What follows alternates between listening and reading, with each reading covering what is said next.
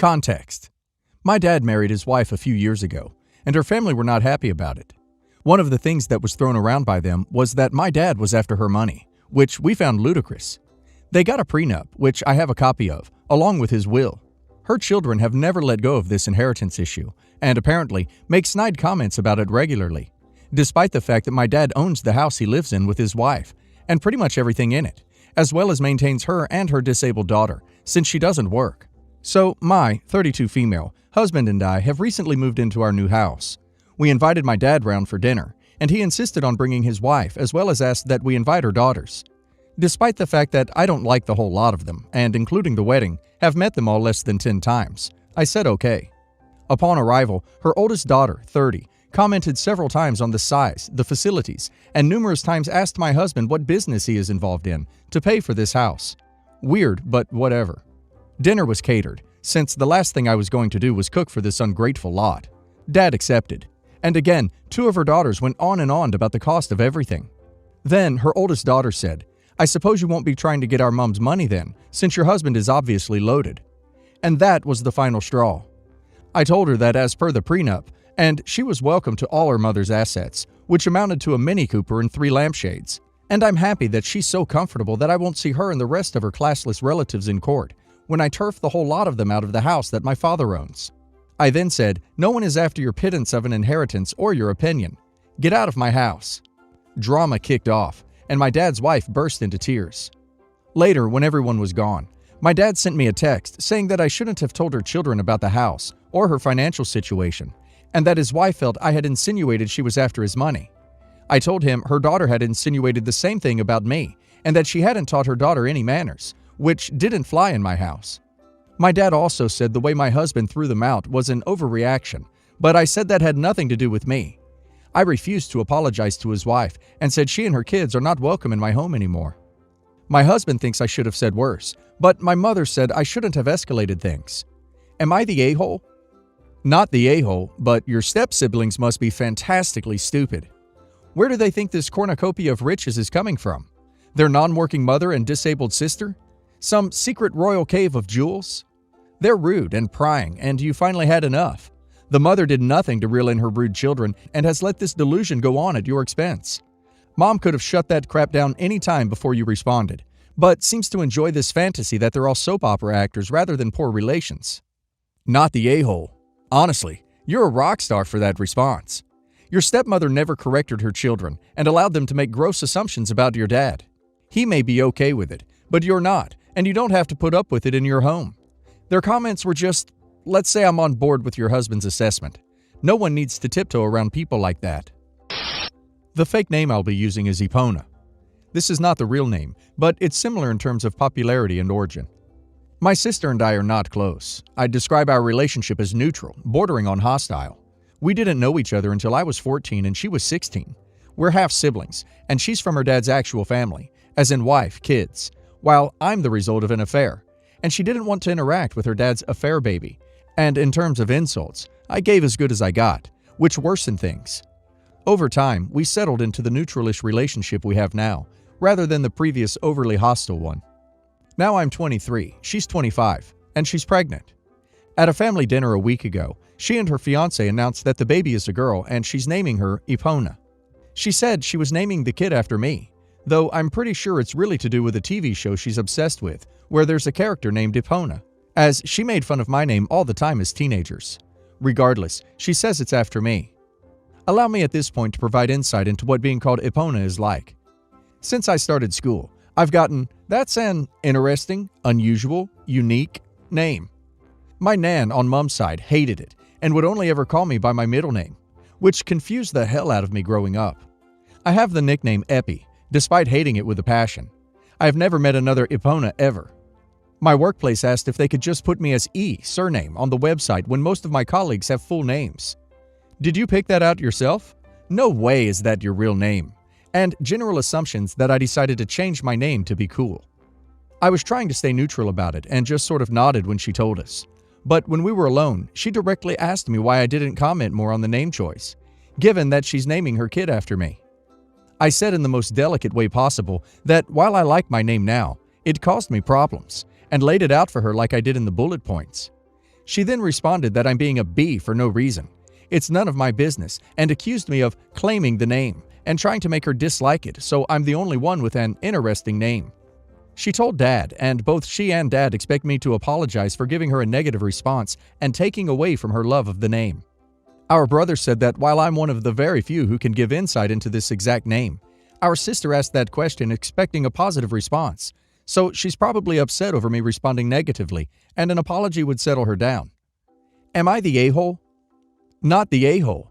Talk about a mega gaslight to boot. She ducking asked you why you weren't excited for her, and when you told her, she got pissed, and now her and your father are demanding an apology? Unique names can be the bane of a kid's existence, especially poorly thought out ones. They both can duck right off. Never mind the treatment you received for years from this person for something your father did. Not the a-hole.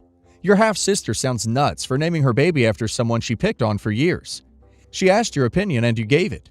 Did she expect you to burst into tears and be grateful for the honor or something? Don't apologize for that. What the duck? Husband and I have been together nearly 10 years. His sister and I have always gotten along. We used to go out clubbing together, hung out a lot, etc. And I have always considered her a good friend. Back in January, she came to us with a black eye.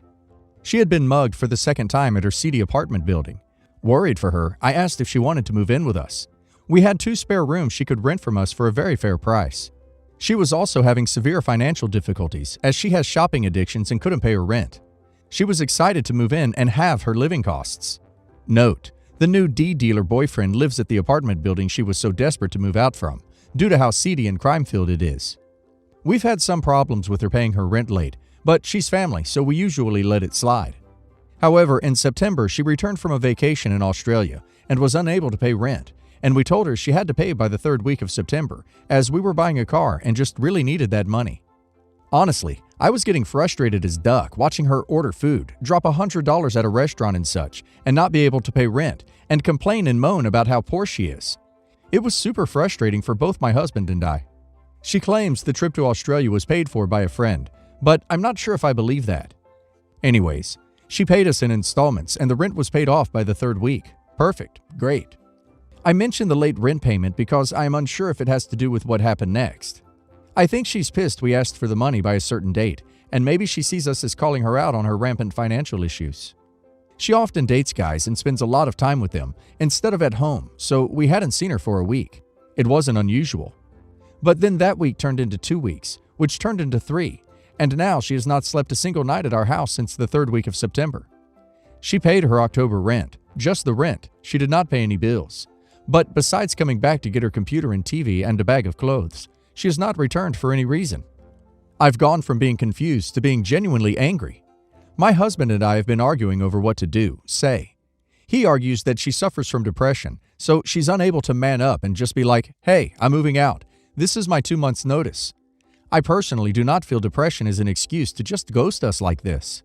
We've seen her 2 times since all this started at family functions, and she behaves like nothing is wrong. I get the feeling that her family knows she's moved out with her brand new boyfriend, and it's just made things super awkward. We genuinely don't know if she is going to continue living here, although obviously we assume that she's not. All her stuff is here, even her toothbrush and shampoo. I really can't think of any reason she would have to be mad at us, so this has all been perplexing. We've gone out of our way to help her. I would cook her lunches for work, and we would always offer her dinner so she wouldn't have to order out, etc. We would babysit her dog and take care of him, etc. We both tried to make her stay here pleasant and genuinely wanted to help her. Oh, and I should probably mention, she continues to have money problems, obviously, and the guy she's currently living with, dating, is a D dealer. She mentioned to my husband shortly before she left that she would love to just deal D and not work. We think she is on D, and that might also be why she wants to live with him, but we can't be sure of this. What should we do? Obviously, we plan on confronting her. We wanted to see if she would pay her November rent and are planning on messaging her next week. I'm pissed as duck, but my husband obviously wants to leave the situation on good terms. She is family, etc. So he is going to kind of gloss over how crappy she has been to us, and I want to tell her she's behaved like a 13-year-old. Note, I'm not actually going to do this. I'm just venting and saying in my opinion, she has been acting childish and disrespectful. Why would you think she is moving out if all of her stuff is there? Have you spoken, texted, emailed her? Do you know she's with a boyfriend and not missing? I don't really see how she's behaved like a 13-year-old. She's an adult woman and seems to be paying her rent. So what is the problem? Stop judging her and her life. She's obviously got some issues. If you and your husband start shaming her and pushing her away, she's going to go further down the rabbit hole. My advice, ask your husband to call or text her and see if she's okay, and ask if she plans to continue living with you. Although I don't see why you would assume she isn't. He can then ask if she wants to pay partial rent for storing her stuff. If you are concerned for her, be concerned. But being angry and nasty to her or behind her back is not going to help her or you. My father passed away when I was quite young, leaving my younger sister, brother, and I alone with our mother. When this happened, he passed his family home to her, and she and my sister, 31, have been living in it until my mother passed away last year due to an accident.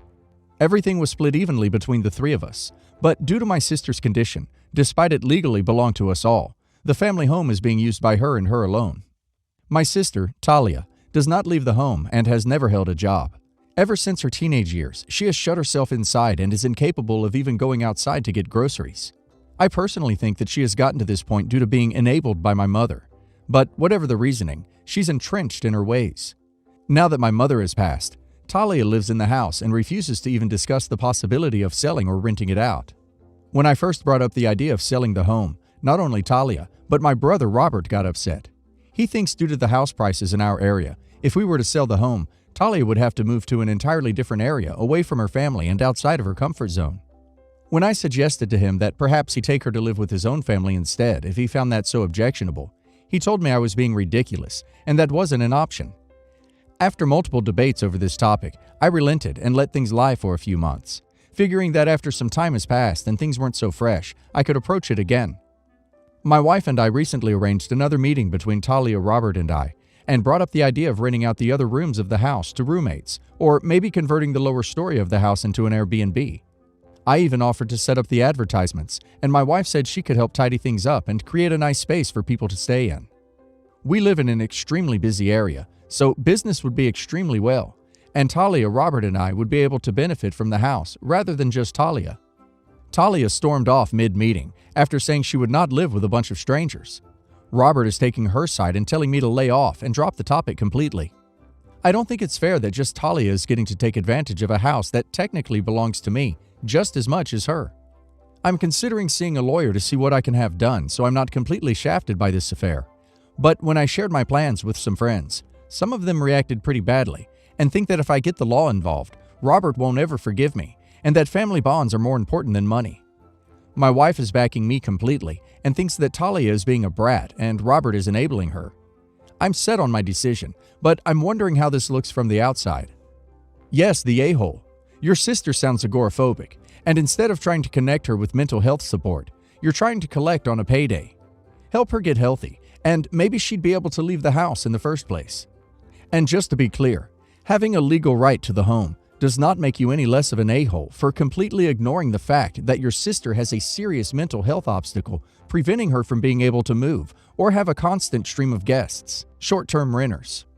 Not the a-hole, but if Talia is incapable of even going outside to get groceries, she has a significant mental health issue, regardless whether it was caused enabled by her mother or not. You, Robert, and Talia do need to discuss this in a way that accommodates Talia's needs, rather than just steamrolling over them. Having strangers move in or having them stay on a constant rotation would be pretty traumatic for her. But Talia needs to be realistic too. She can't have the house all to herself if the three of you own it. She does need to downsize, even if it does mean moving outside of her comfort zone. She can create a new comfort zone. If Robert feels strongly that she should stay in the home, he can buy you out. That said, you do need to decide whether insisting on your share of the money is worth the breach in the family. If you do talk to a lawyer, it should be to work out what your options are, not take legal action against them. A lawyer may be able to mediate between you all and work out the best solution. There should be a solution here that works for everyone, even if it means a sacrifice on Talia's part.